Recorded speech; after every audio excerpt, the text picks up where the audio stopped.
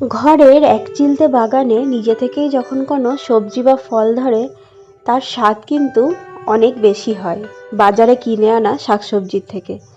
এই কুমড়োটা দেখছো, এটা নিজে নিজেই কিন্তু হয়েছে আমার বাগানে। অনেক দিন ধরে অপেক্ষা করছিলাম কবে পাকবে, পাকার পর এটা তুলে রান্না করি। খেতে কিন্তু দারুণ ছিল, খুব মিষ্টি ছিল কুমড়োটা। একসময় কুমড়ো কিন্তু একদমই ভালো লাগতো না, খেতামও না। বয়স বাড়ার সাথে সাথে মুখের স্বাদও বদলে যায়। এখন কিন্তু কুমড়ো খেতে বেশ লাগে। একটা অংশ দিয়ে করেছিলাম কুমড়োর তরকারি, আর কিছুটা দিয়ে করেছিলাম কুমড়ি। বেসনে চুবিয়ে সরু সরু করে কেটে এই কুমড়িটা বানিয়েছিলাম। খেতে কিন্তু চরম হয়েছিল।